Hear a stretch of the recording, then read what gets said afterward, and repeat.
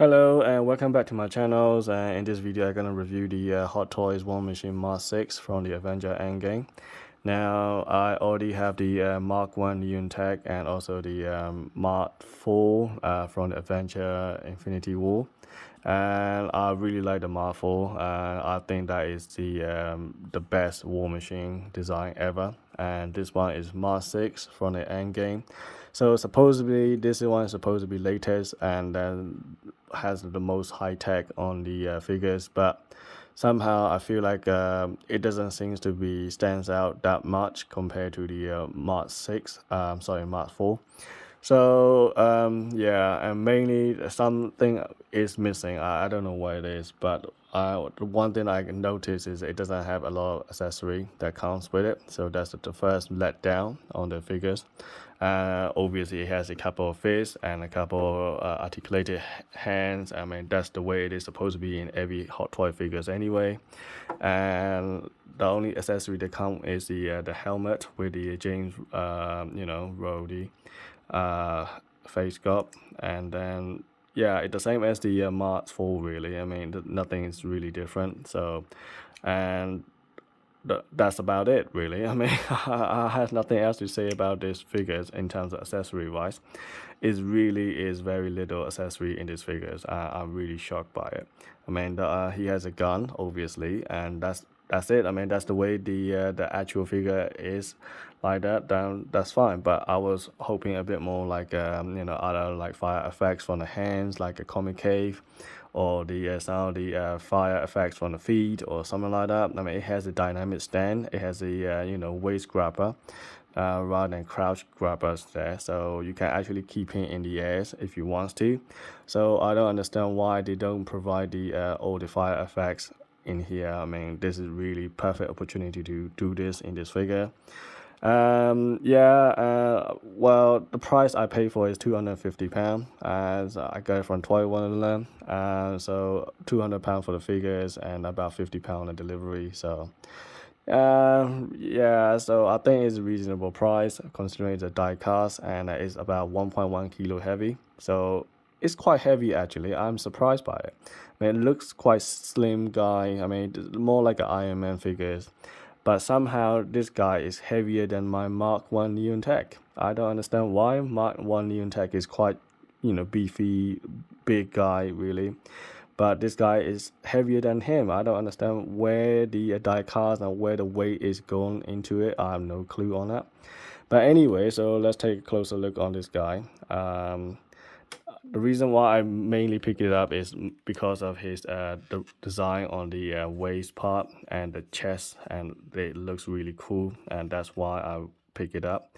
I don't have this kind of design on the war machine, so Mark 1 is alright. I mean, I'm happy with Mark 1. Mark 4 is the best war machine design from my opinion. Mark 2 and Mark 3 are a bit, yeah, I don't mind. I think I'm more into the Mark 3 than Mark 2. Mark 2 seems to be very slimline, again, like this guy.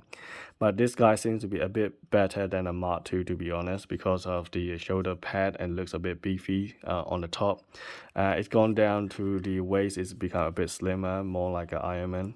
And when you get down to the legs and everything, it seems to be quite slim. That's the only thing. Mark 3 seems to be a bit better in terms of size wise, so it's a bit more closer to Mark 4 and Mark 1, a bit like bigger size or more like a tank. So that's what the Mark war machine is supposed to be. I mean, I think they're supposed to be like a tank and like unbreakable. They come with loads of weapons and guns. But unfortunately, in this guy, I don't see any other guns in here. I mean, in the end games, the only thing that he wear this armor suit is like when he go to the Morev with the Nebula, and the only action that he ever done is he knocked out the Star-Lord. That's about it. I mean, the guy didn't do anything in this suit. I mean, he just walked around in the on the planet and then knocked out the other guy. That's it. There is no action, no gun, no fighting or anything like that. So which is kind of a shame.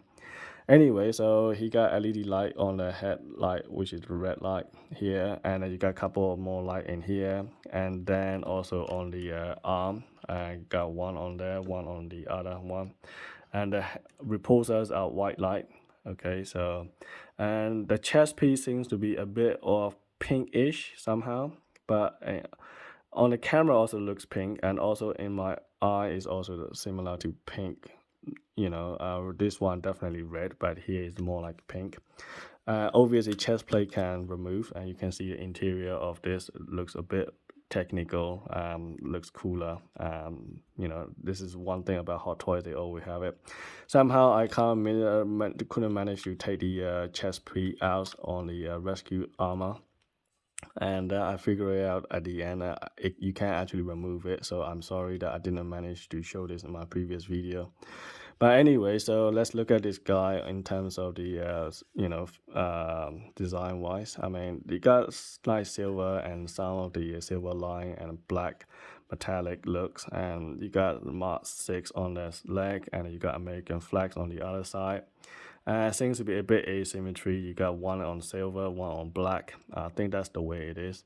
Somehow it's quite a lot of black. I mean, I wish a bit more, silver pieces on the leg as well. It seems to be quite plain, and it all seems to be too much black and not many other colors. Especially at the back is kind of like disappointing. I mean, if you look at it, there's so much black here, and there is no other color apart from a little bit silver on the top, and that's pretty much it.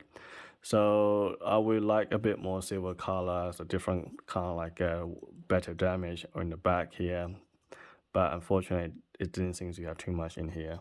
And so is the leg. It's all too much black everywhere. What I like on the leg is like this. This is how it's supposed to be. I mean, it's a bit of silver, a bit of black. It kind of blending together. Looks a bit better in terms of design. But yeah, it's too much, black on this panel. And then you guys show the pad is nice. They're spring loaded, by the way. This part is die cast, so it bisect. So this whole part here is a die cast piece. And the body is the plastic, so it's a waist. They're all plastic, so it's all these pieces they're all plastic. I don't feel cold to touch at all.